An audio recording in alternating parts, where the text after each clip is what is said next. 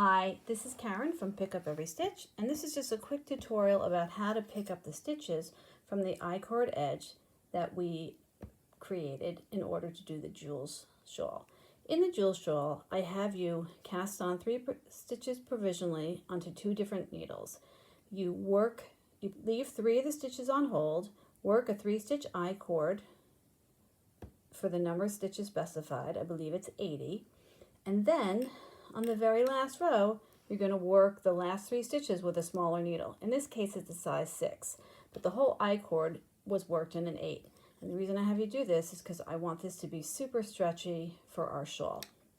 So when you go to pick up the stitches, you can see that the working yarn is attached to the very first row. So that's why I have you skip this first row. So what I want you to do is put the tip of the size 6 needle into the back leg of this row of stitches here, and it's the same the same row of legs that the working yarn is coming out of. So you're going to reach in and pick up a new stitch from each and every leg, and having you only pick up from one leg and not from both, just because it will allow it to just be a little bit stretchier than if you pick it up from one leg.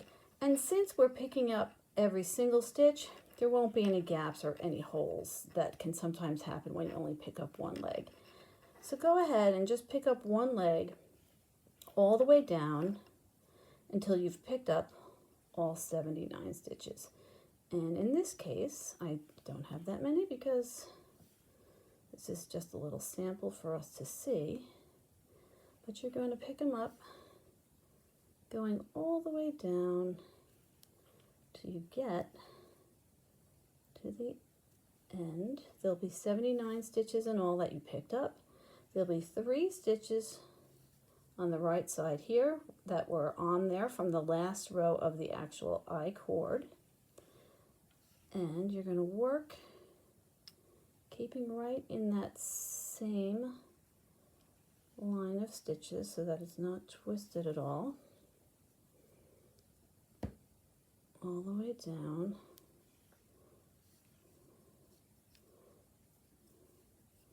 Hold on, I've got this twisted here a little bit, so let's untwist that. Okay.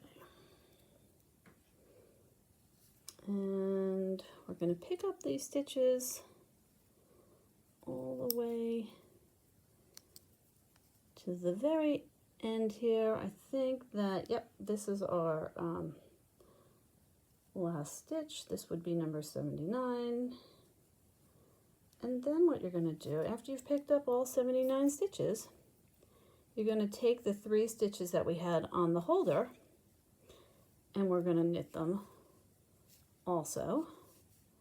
And now we have our 85 stitches along the one piece. The setup row is complete. Each edge looks exactly the same, and you're ready to flip it over and start rows 1 and row 2 of the pattern repeat for the Jules shawl.